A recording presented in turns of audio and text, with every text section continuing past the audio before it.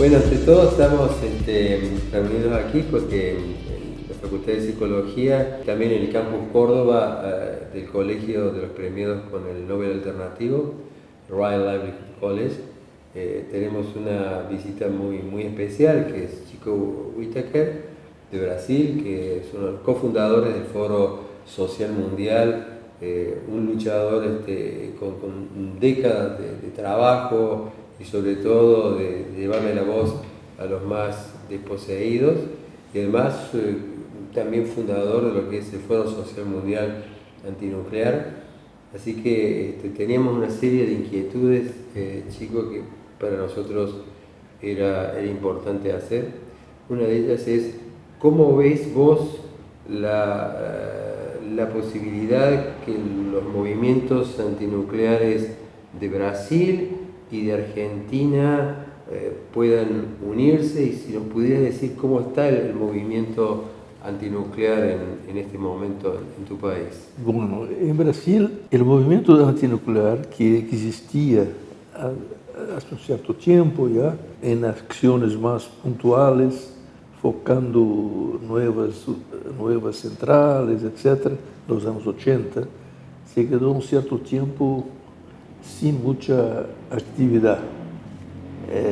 Y renació, de una cierta manera, en 2011, con el accidente de Fukushima.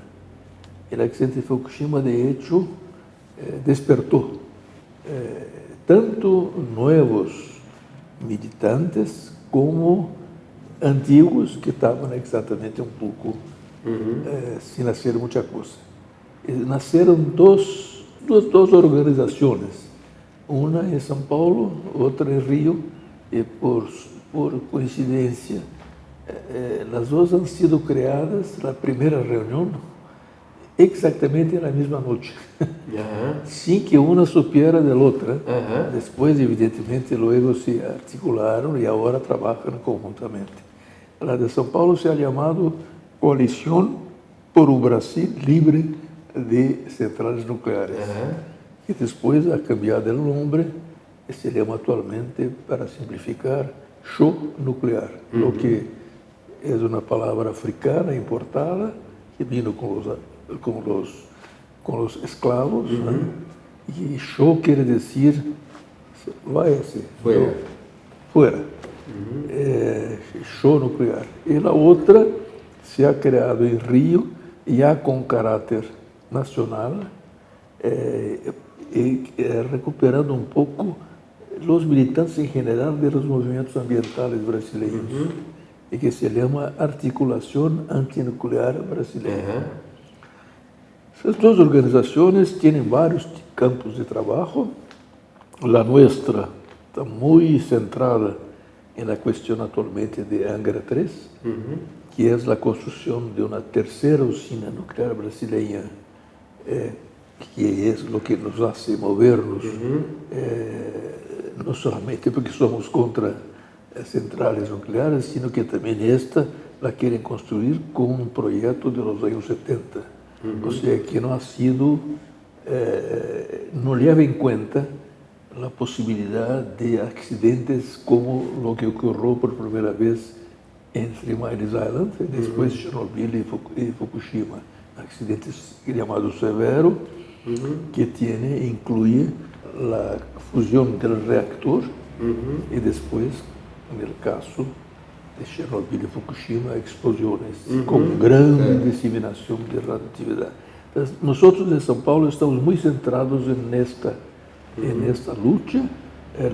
La articulación brasileña también trabaja con esto, pero trabaja también con las nuevas centrales que el gobierno anterior y este confirma que quiere construir en el nordeste de Brasil, en la margen del río São Francisco. Y también con la mineración, porque en Bahía exactamente hay una mina actualmente en actividad. La anterior de Caldas ya se cerró y hay una nueva pensada en Santa Quitéria. Entonces, en torno de esto hay toda una movilización. Entonces, esto el retrato actual del movimiento antinuclear brasileño, que de hecho hay que decirlo, aún moviliza muy poca gente. Ajá. Porque el problema de nosotros es la información.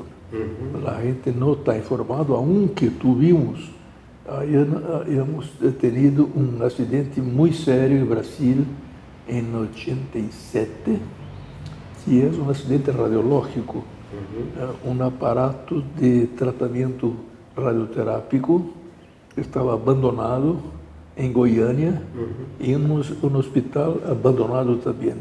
Esse aparato ha sido encontrado por catadores de material reciclável.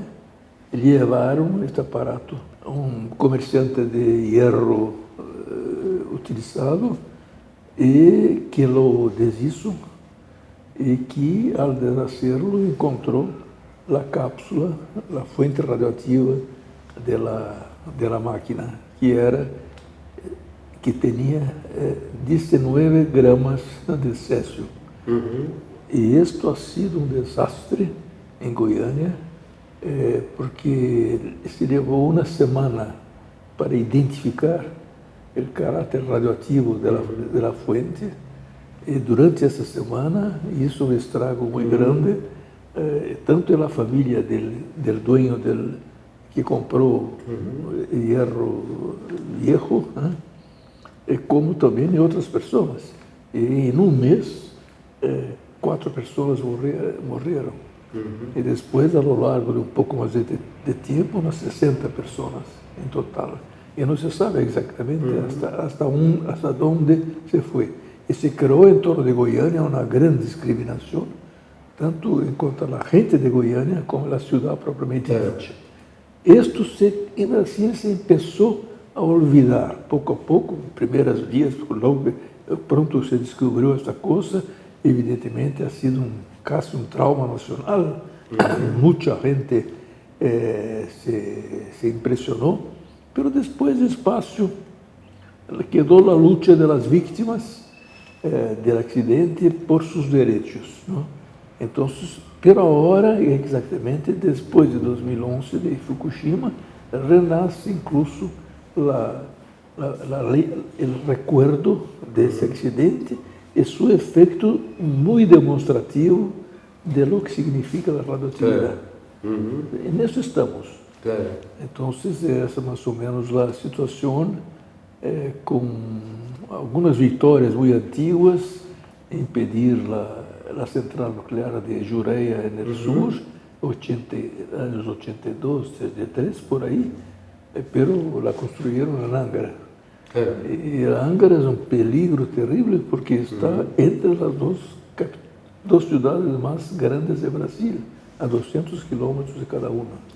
Ou seja, se hay um acidente allá do tipo Chernobyl, Fukushima, dependendo dos ventos, uma ou outra cidade vão ser alcançadas, además da região, de tudo. E há muito pouca prevenção nesse sentido. Não somente o hecho de querer nascer um novo projeto como projeto obsoleto, sino que também o plano de emergência para em situação de desastre está montado para pequenos desastres, não para grandes. Então, com isso há muita preocupação. É uma luta enorme, há que todavia informar muito mais a gente. Hemos feito, evidentemente, ao longo do tempo, esses dois movimentos, várias ações, especialmente nos momentos de aniversário, tanto de Chernobyl, quanto de Fukushima, quanto de Goiânia. Então, em cada momento disso, se tenta ser.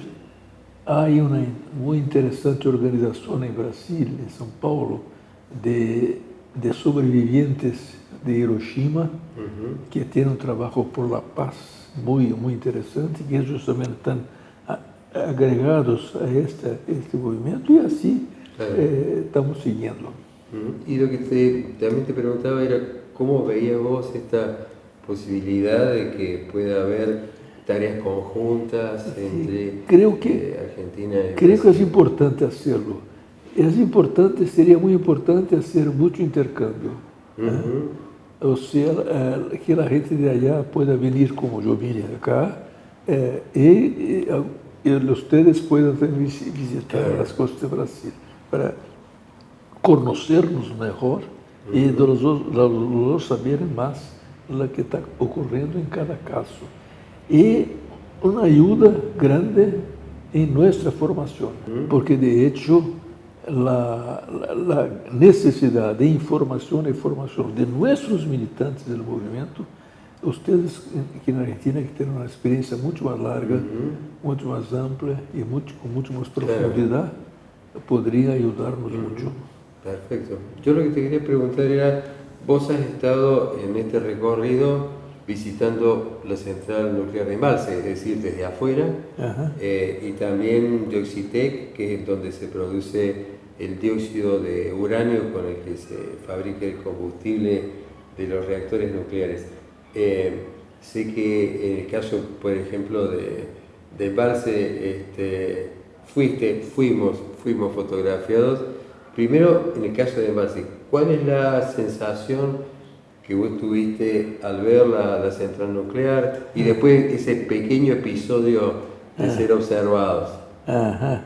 Bueno, lá en Embalse me dio el sentimiento que me da siempre que visito Angra.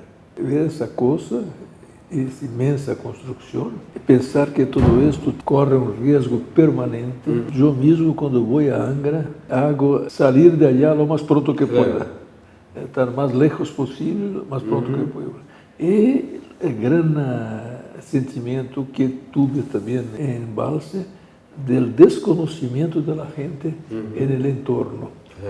La gente de Angra no tiene la más remota idea, está mucho más consciente de las ventajas de tener una central, por el empleo que crea y también por la ayuda que la empresa de la central da a la municipalidad. Entonces la gente tiene empleo, piensa que no imagina que si cierran tendrá empleo por unos 20 años más, Está bien. pero no tiene esa información y no se imagina el nivel de riesgo que corren. No tienen la más remota idea. Nosotros en Brasil, cuando estamos haciendo un trabajo de información, nos acusan los responsables de Angra de crear pánico. Nosotros esto mismo, queremos crear pánico. Queremos que la gente sepa el riesgo que corre. Y la irresponsabilidad es un punto que en Brasil es muy importante. La cultura de seguridad que ellos dicen que tienen, no la tienen. Porque de hecho están haciendo esto de un proyecto obsoleto, que ha sido licenciado, aunque funcionarios de la Comisión Nacional de Energía Atómica y Energía Nuclear en Brasil hayan dicho hay que revisar este proyecto antes de construirlo. A pesar de esto lo hacen, entonces uno se imagina el nivel de responsabilidad que está apareciendo ahora en Brasil, se multiplicando en los desastres con los diques de las empresas de mineración.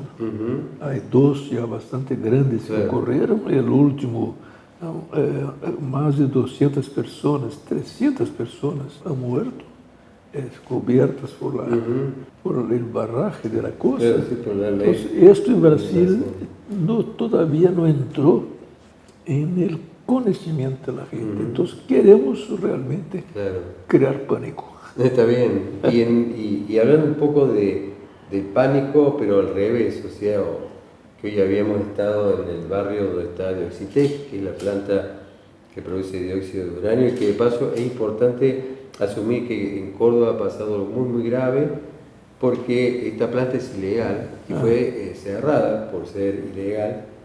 Y lamentablemente un juez federal, Hugo Vaca Narvaja, con la Municipalidad de Córdoba y la Comisión Nacional de Energía Atómica, acordaron que como era necesario ese uranio, cosa que no necesariamente era así, entonces se llegó a un acuerdo en donde un juez permite que se viole una ley, en este caso hasta el año 2020. O sea, es una planta ilegal que está funcionando ilegalmente, pero con una autorización judicial, es una situación complicada. Me gustaría dos cosas que vivimos de alguna forma juntos allí. Uno fue cuando estuvimos en la puerta de ingreso de la planta, se apareció rápidamente el gerente, y después que me cuente un poco la sensación que tuviste cuando viste el chichón donde están las 57.000 toneladas de residuos radiactivos de baja actividad, y sobre todo los valores que me diste, Siebert, vino hacia nosotros el gerente de Oxitec. Sí, es una impresión muy, digamos, interesante, porque hemos podido cumprimentarlo y declararnos él pronuclear, nosotros antinucleares. Hemos hecho una conversación, él asume su posición, nosotros la nuestra, estamos ahí en campos opuestos, pero estamos podendo intercambiar un diálogo. Quizás algún día, como ocurrió con mucha gente en el nuclear, él se dará cuenta claro. del lío en que está metido personalmente. Ahora, pero ha sido una visita, evidentemente no nos dejaron entrar más aquí en la reja, y él salió de la reja para hablar con nosotros, claro. Lo que significa que ha identificado a ti, tú conoces a ti bien, sabe bien lo que haces, o sea, está consciente de que estamos en otra. Ahora, la visita al Chichón ha sido muy impresionante, porque cerquita ahí, por detrás del espacio de esa fábrica, un gran montón de uranio, de residuos de uranio, y subimos ahí para ver de bien cerca. Era interesante que mi medidor empezó a apitar. Y estamos afuera con 0,12, que es el fondo normal, ele allá subiu para 0,47. E el dueño de la casa que nos abrió su casa para que pudiéramos ver el chichón de cerca, se ha dado cuenta que no sabía de esas cosas, ¿no? Nos hemos dado cuenta que él, entonces preguntó un poco lo que es esta cosa ahí, 47, o sea, está recibiendo radiaciones 4 veces más de lo que la gente recibe en general, y esto permanentemente y continuamente. O sea, hay que pedir que esto no le perjudique demasiado a su familia, pero es impresionante ver que esto se deja continuar. Se deja continuar. Me acuerda mucho una cosa que yo he leído sobre Goiânia, que había la cápsula en tubo en 2 establecimientos de hierro viejo, uno ha sido levado también al otro. Este uno ha sido totalmente deshecho, enterrado, concretado, pero el segundo no.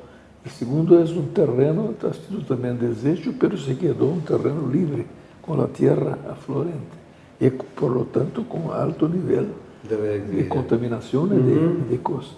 He leído ahora que una profesora de São Paulo que estuvo allá, años después, se ha dado cuenta de esto e hizo un pedido para que concretaran aquele terreno que estava sendo usado por gente, havia gente que vivia por aí, etc. E levaram 2 anos para concretar. Ou seja, é uma inconsciência total, porque durante 2 anos, toda aquela gente que vivia allá ha recebido doses muito altas de radiação, sem que supiera que a radiação nadie la ve. Entonces entraron en sus cuerpos, o sea, es muy duro. Entonces un poco aquí el sentimiento que hay de la irresponsabilidad de la empresa, que deja que esto ocurra, que la gente que vive en las casas a lo largo del Chichón está recibiendo una dosis muy alta permanentemente. Lo que va a ocurrir esto a largo plazo, no sabemos. Y sobre todo por el hecho de que eso es importante decirlo técnicamente, ¿no? Es decir, de acuerdo a la Academia de Ciencias de Estados Unidos, sus criterios BEIR 3, fase 2, cualquier nivel de radiactividad es de riesgo. No es lo mismo cuando uno se encuentra con un material tóxico convencional.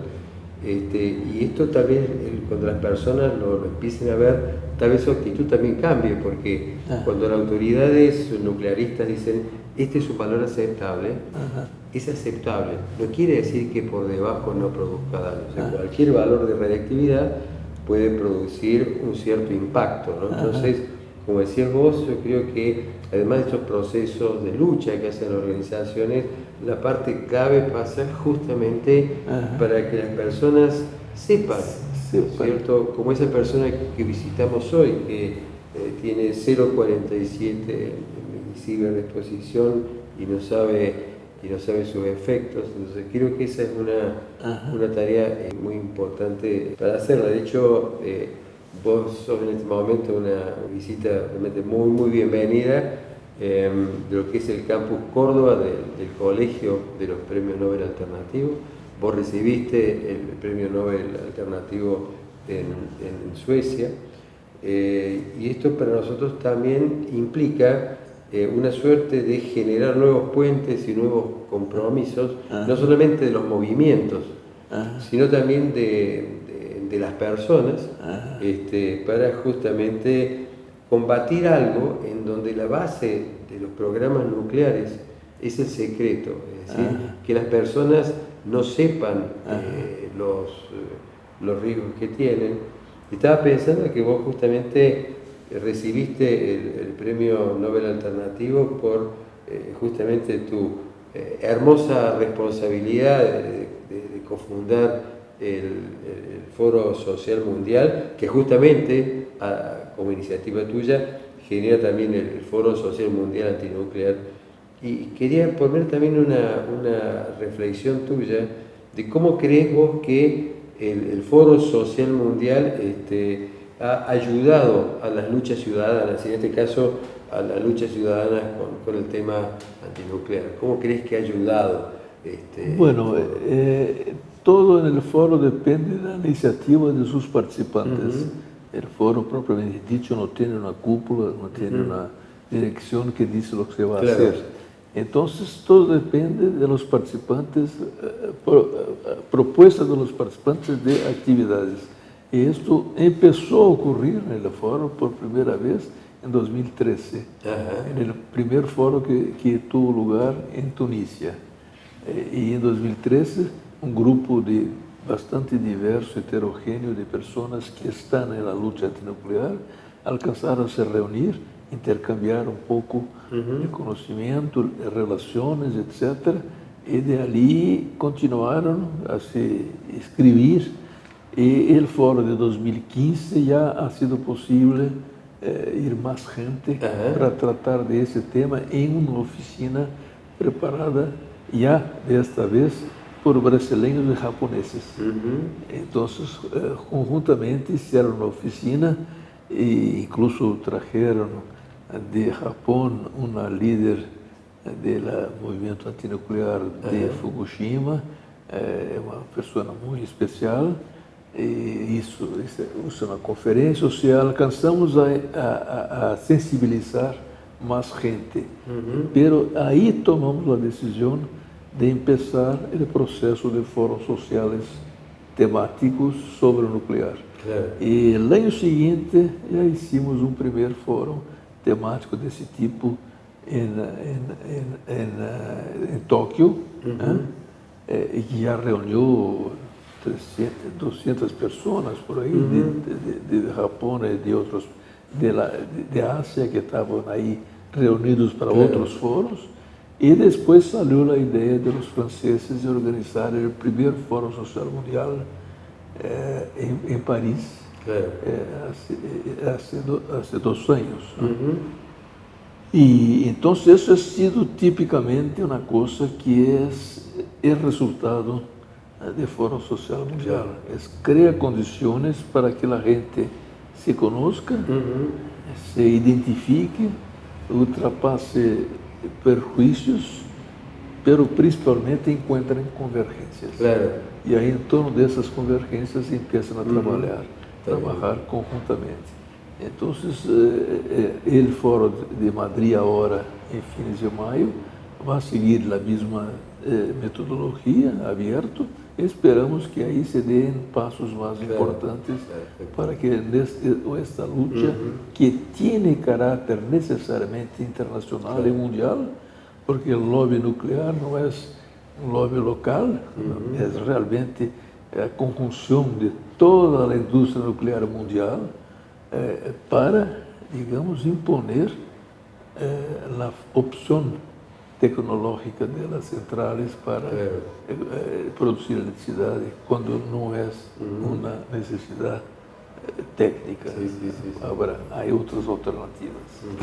Y una última pregunta, así abusando de tu amabilidad y un poco conectado con lo anterior. O sea, ¿cómo ves vos, cuál te parece que son las mejores estrategias, un poco por la experiencia también, y cuáles son la forma que te parece que es la más interesante, importante de abordar para lograr que la gente finalmente se dé cuenta del enorme riesgo que corre con la tecnología nuclear de potencia, por ejemplo? ¿Cuál te parece a vos que serían las buenas líneas de trabajo, ¿no? Esto es lo que a mí me preocupa muchísimo, porque es muy difícil y es un tema que yo quiero llevar al foro que va a realizarse en Madrid, para ver si conjuntamente los que se preocupan con esto puedan dedicar algunas horas a pensar. Yo encuentro que una manera actualmente es utilizar exactamente una arma que está siendo utilizada por la extrema derecha para influenciar elecciones, que es utilizar las redes sociales con pequeñas inserciones educativas, explicativas. Estamos incluso en Brasil empezando ya esto, un canal en YouTube para hacer este tipo de cosas. O sea, esa es una de las maneras, pero tendríamos que encontrar maneras. Porque no es momento de hacer manifestaciones, salvo si hay cosas muy puntuales, precisas, pero hay más el momento de ganar la información que pase. Claro. Tenemos que utilizar los medios de comunicación actuales para hacer eso, más que escribir textos largos, incluso pasar para textos más chicos, o sea, para que la gente utilice lo que hoy se hace, que es mucha rapidez en la información, y poco a poco, por pequeñas píldoras, va siendo informado. Eso es lo que yo veo y lo que yo estoy intentando hacer. Perfecto. Así que bueno, ante todo, muchísimas gracias. Creo que es oportuno recordar una frase de un poeta que acá en Córdoba vive en Cerro Colorado, Atahualpa Yupanqui. Él decía que una gota de agua pequeña, con ser poca, con otra se hace aguacero, una lluvia fuerte. Y yo creo que un poco tu visita, los intercambios que hemos tenido aquí, es de alguna forma juntar las gotas de agua de Argentina, las de Brasil, próximamente serán las de México, para que haya realmente una lluvia muy fuerte, para que lave las mentiras, para que lave esas mentiras que se mantienen desde los sectores pronucleares, para que se pueda ver la verdad. Y yo creo que las sociedades, la gente, las personas, los niños, cuando ven las verdades, es muy difícil que se pueda instalar un reactor nuclear. Que queden calladas. Que se queden calladas. Así que muchísimas gracias. Cierto. Gracias a ti, Raúl, por la oportunidad. He aprendido mucho acá. Igualmente.